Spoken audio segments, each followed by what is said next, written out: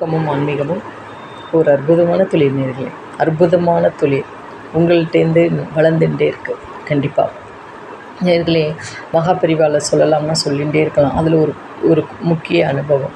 ஒரு நபர் அழகான கார் வாங்கியிருக்காங்க. மகாபெரிவாட்ட காட்டுறதுக்கு வந்திருக்கார். அவர் வாங்கி நிறைய ட்ரிப் அடிச்சிருக்கார். ஆனால் அவர் மகாபெரிவா சொல்கிறப்ப, பெரியவா நான் கார் வாங்கியிருக்கேன் பெரியவா, உங்கள்கிட்ட காமிச்சிட்டு போகலான்னு வந்தேன், கார் சாவி அடியேன் அப்படின்ட்டு கொடுக்குறேன். அப்போ பெரியவா சொல்கிறா, ஒரு 4-5 ஆக்சிடெண்ட் ஆகிருக்குமே அப்படிங்கிறா. அப்போ தூக்கி வாரி போட்டது.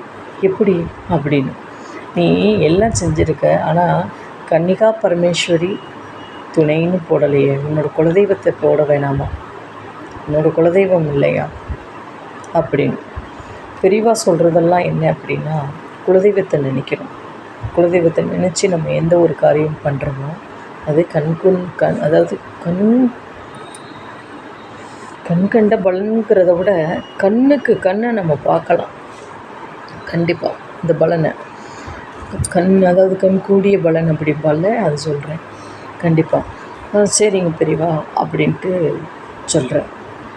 கண்டிப்பாக நேர்களே, நம்மளுக்கு எதுனாலுமே நம்ம பெரியவா வருமுன் காப்போம் மாதிரி சொல்லுவாள். இப்படித்தான் நேர்களே, ஒரு தடவை ஒரு தொண்டர் ஒரு ஜாதகர்கிட்ட தன்னோட ஜோசியத்தை பார்க்க சொல்கிறார். அப்போ அவர் மறுநாள் இறந்து போகிறது அதில் இருக்குது கணிப்பு. ஆனால் அவர் வெளியில் சொல்லாமல், நீங்கள் நாளைக்கு வாங்கோ, நாளைக்கு நான் உங்களுக்கு ஒரு பரிகாரம் சொல்கிறேன், விளக்கேற்றினீங்கன்னா அவ்வளோ நல்லது இருக்குது.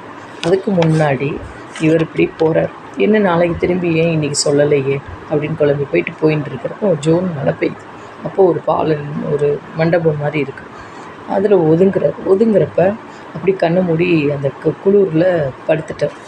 அப்போ ஒரு சொப்பனம், சிவபெருமான் காட்சி கொடுக்குறாப்புல, அந்த கோவிலில் இவர் தேய்ச்சி இதெல்லாம் கும்பாபிஷேகம் பண்ணுறாப்புல, அதாவது தொண்டுகள் பண்ணுறாப்புல ஒரு சொப்பனம்.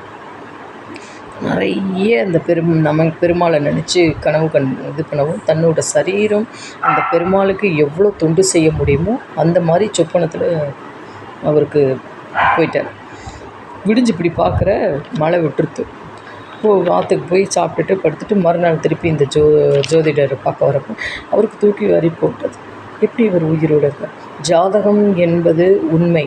ஜாதகம் என்பது அதை மாற்றக்கூடிய இது நம்ம பெருமாள்கிட்ட இருக்குது, நம்ம தெய்வத்துக்கிட்ட இருக்குது. கண்டிப்பாக ஆக விதியை மதியால் வெல்லலாம் அப்படிங்கிறது உண்மை. கண்டிப்பாக நம்ம தொண்டு செய்கிறதுனால அவருக்கு அந்த மாதிரி கனவு அந்த ஆபத்து இருந்தாலும் பெருமாள் வாங்கிட்டார், அந்த ஆயுசை தள்ளி போட்டுட்டார். கண்டிப்பாக நேர்களே, நம்ம எவ்வளோக்கு எவ்வளோ கடவுளுக்கு பணிவிட பண்ணுறப்போ அவ்வளோக்கு அவ்வளோ நம்மளுக்கு நல்ல ஒரு சகிப்புத்தன்மை, நல்ல ஒரு நிறைய ஒரு என்ன சொல்லலாம், நிறைய அனுபவத்தை கொடுப்பார் பெருமாள். கண்டிப்பாக திக்கற்றவர்களுக்கு தெய்வமே துணைங்கிறாப்புல நம்மளுக்கு எந்த வித ஆபத்து வந்தாலும் பெருமாள் வாங்கிப்பார்.